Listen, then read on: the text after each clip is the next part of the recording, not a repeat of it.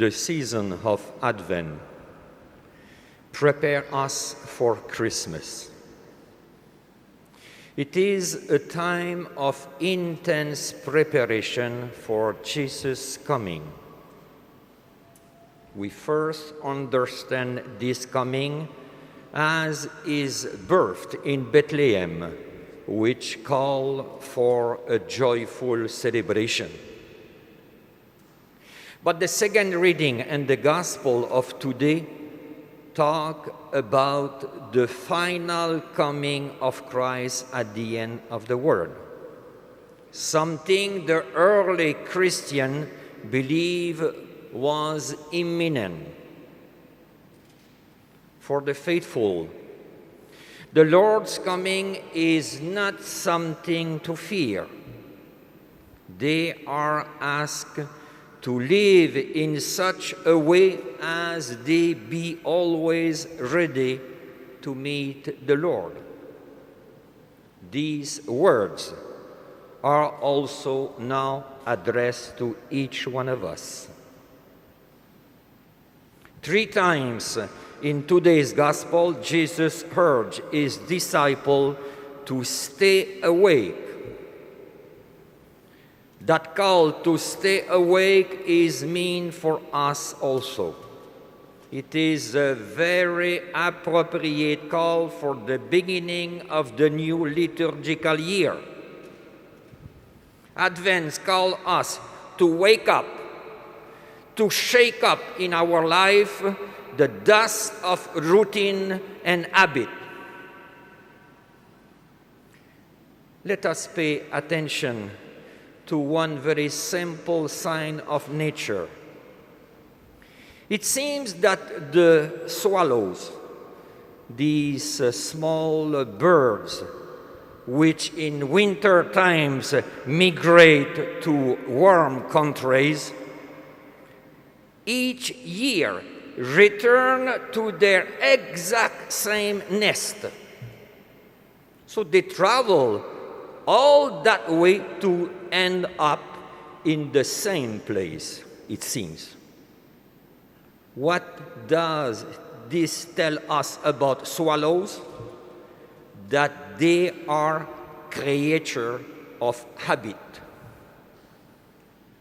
And we all know how habits play a big part in our life also. All of us, maybe except the very young one, are to a great extent creatures of habit.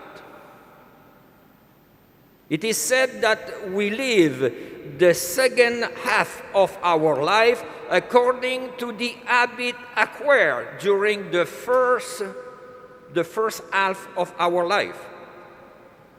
A saying that is comforting for those who have formed good habit, but maybe a saying a little bit disturbing for those who have developed bad habit. Let us carefully pay attention to what is hidden behind any habit. We have to acknowledge that there is a positive side to habit. For example, in learning something, in acquiring a skill, repetition is often necessary and helpful.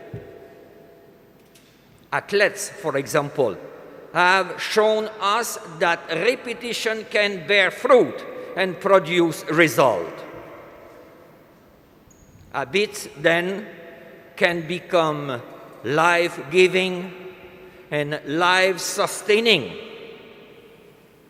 in reaching a goal. But we have to acknowledge also that there is a negative side to habit. If there is too much repetition in our life without thinking, if we do the same thing day in and day out, then we can easily and unconsciously get trapped into a fixed and boring way of living. We are always, day after day, running on the same track and get things done with absent mind and in a casual and unthinking manner. As a result, there is no more real heart or feeling in them. We have just sung in a series of tradition and conformity, which at the end snuff out the whole life. Brothers and sisters, what happened in ordinary life can happen also in our Christian life. So let us be watchful. We can get into a deadly routine with the result that we become Christian by habit only. We may be just going through the motion, taking part in ritual that have lost all freshness and meaning. We do not hear anymore the gospel.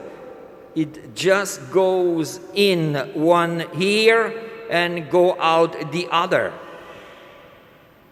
It is just as if the face of Christ was vanished from our side. Not because God have gone away from us, as the Israelites were thinking in the first reading of today, but because we have slowly and by routine distanced ourselves from God, falling in the trap of so many worldly preoccupations that have lured us away from God. So, what do we need to do then? What is the solution? We need to be disturbed. We need to be shaken from time to time. Then this is where Advent comes in. In a sense, we can say that Advent season is a disturbing time. Advent issue a great wake-up call to us.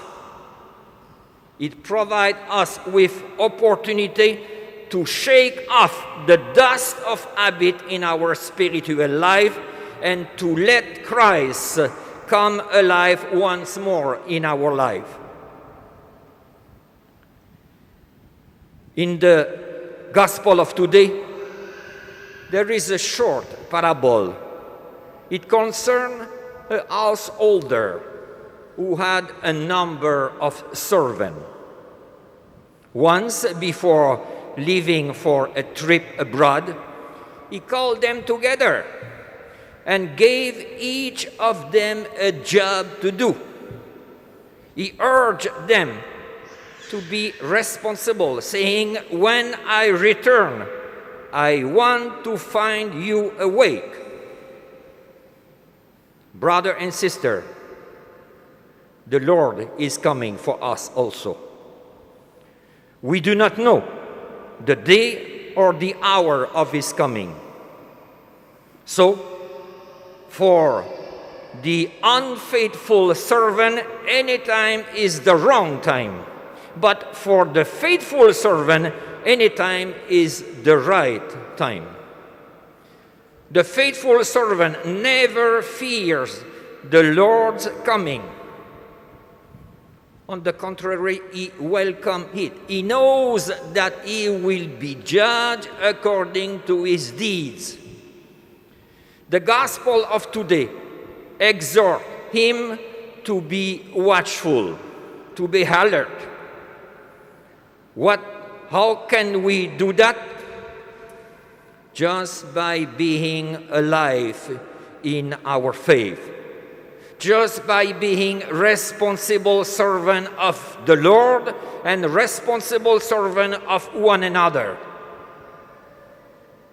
Brother and sister, with this, I wish to each one of us a fruitful Advent season. Amen.